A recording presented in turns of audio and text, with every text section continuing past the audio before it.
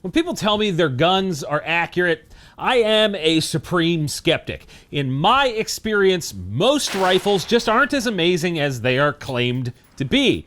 And I aim to find out if today's rifle will hold up to the claims of it being fantastic in a bunch of different ways, or if it'll be another larger than MOA yawn fest that we've seen in the past. This entire gun is designed from head to toe for the production class PRS shooter, so it better be damn good, right? We're going to break it down into 5 key categories and give you everything you need to know on the Kelbly Precision Element in 10 minutes or less. First off, the basics. This gun is chambered in 6.5 Creedmoor with a 26-inch heavy contour barrel. It is like a freaking truck axle of a barrel. The action is an Atlas Tactical. The chassis is an XLR Element chassis. It has a Bixen Andy Tac Sport Pro X trigger, and ours is sporting a Burris Match Pro ED 5-30 by 56 scope, and sometimes you'll see it with a Silencer Co. Scythe TI. As it's set up, it tips the scales around 15 pounds. All right, that's the basics. Got it. Good. 25 points on the line. Here we go. For build quality, even though this is an entry-level rifle from this brand, Kelbly is arguably a premium rifle manufacturer. The price reflects that, of course, but that also means that the quality of this thing is outstanding. Everything is tight. Tight, yeah! The finishes are really, really clean, and there are no sort of artifacts of machining or less than ideal finishes on it. The action is also one of the smoothest we've ever felt on a production rifle. It's easily 5 out of 5 for quality. Oh, hey, if you want to keep seeing more gun reviews from us, make sure you support our friends over at Phorm. They've been helping me personally on a health journey, and I'm really enjoying both the level 1 meal replacement protein as well as the level 1 bars when I need sort of a midday hit. And the meat sticks are pretty good too. There's a link in the description to check them out, firstphorm.com/John Patton. I'd appreciate it if you supported them. For ergonomics, things get a bit nitpicky here. It comes with an ergo pistol grip with the finger grooves, and it's pretty wide, which some people hate, but I actually love. I really, really like this grip. It is more vertical setup here. It comes with a huge bolt knob that's really easy to use. The buttstock is adjustable for length of pull, and the actual recoil pad on the rear is vertically adjustable as well. That's nice. The adjustable cheek riser is padded, which is also nice, and that same cheek piece has rotational adjustment on the top, so you can dial it in to get that really consistent cheek placement. The only thing that ours didn't come with is a thumb rest. I called Ian Kelbly to get a thumb rest, and he said that because we recommended it, they are now going to be shipping all of the rifles with that same thumb rest that we are using in the video. So you're welcome. 5 out of 5 for ergos.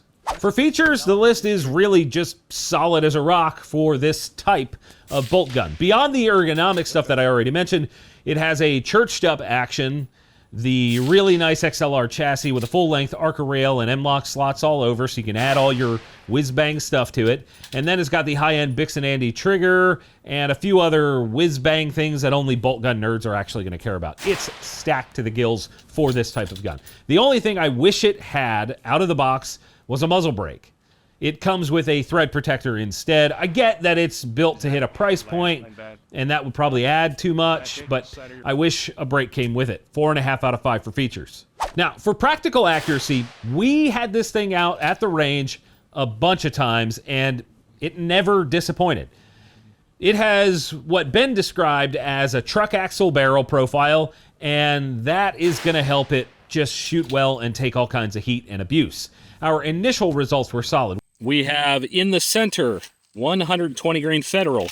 Low left is 120 grain Federal. Low right is 143 grain Norma. Top left is 143 grain ELD-X. That's the Hornady Hunter load. And then top right is the ELD Match.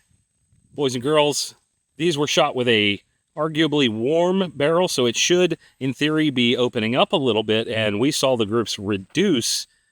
Any thoughts, Ben? Yeah, so that was our first group, second group, third, fourth, fifth. And by that time, the barrel was warm. Yeah, barrel's warm, and in theory, those should be opening up. That's that performance, we're going to get some measurement on that one because Can you see these? that's impressive. We also tested it with a can to see which one it liked the best, and with the Silencer Co. Scythe TI, we saw the best groups that day with the ELDM, and it was a 0.46-inch group.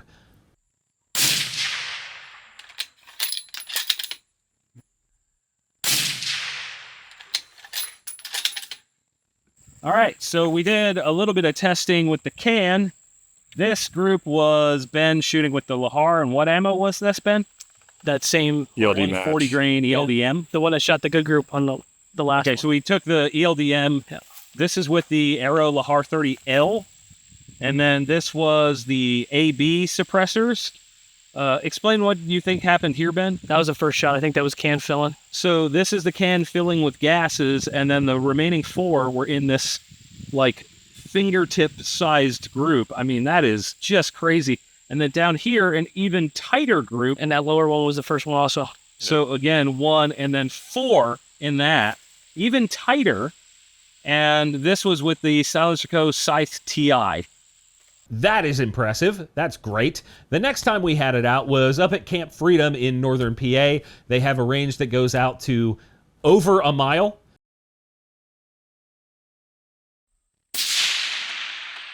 Let's have in the first 2.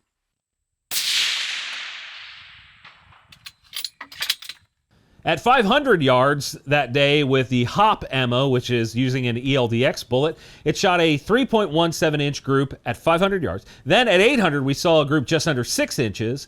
And then at 1,000 yards, we saw a 12.7-inch group with that flyer. It was a little bit windy, I don't know. If we remove that flyer, the group was 5.5 inches. Given that the wind and shooter come into play as you start to increase distance, I think this is absolutely solid performance. And then to confirm again, we took it back to our regular range at 100 yards, and our best group was 0.57 with a flyer and 0.2 without that flyer. We did try it with some 130 grain Burger hand loads, but that didn't fare as well.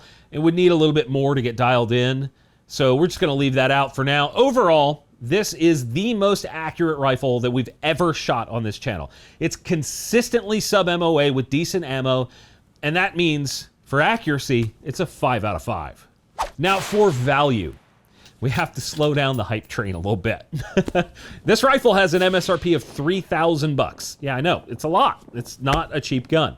It also ships with only 1 mag, which is a travesty in 2025. Other cartridges you can get this rifle in have very expensive mags that are like $150 or some nonsense. But this 6.5 Creedmoor should have more mags in the box for the price tag. That's what I think. And with that stuff in mind, it's still a flat-out fantastic gun, and it's a nicer action and arguably more accurate than the Daniel Defense and Arrow rifles that we put head-to-head a little bit while back. Also, that DD has an MSRP of $2,900 these days, so it's basically a direct competitor, and this is a better gun. This Kelbly is a better gun than that one all day. Okay, enough faffing about. I will say that this is going to be a 4 out of 5 for value. It's just that good. That brings the total score up to 23.5, which means it is tied for the second best gun we've ever tested using this scoring system. It's also only 0.5 above the Arrow Solus, Argos A115, and the Griffin Mark II. Tons of great guns up there. As Project Phorm always says, Very impressive. let me know in the comments what you guys think about this one and which guns you want to see us review with this unbiased, absolutely honest scoring system, which gun you want to see next. And as always, thank you all for watching. We'll see you soon. Hey, Ben, the people on the internet question your shooting ability. What do you have to say to them? Well, this is only my second time. Only your second time ever shooting? The first time was just those couple targets. John just told me just put this forward, and then you pull this little thing right here, and then the bullet comes out of the end.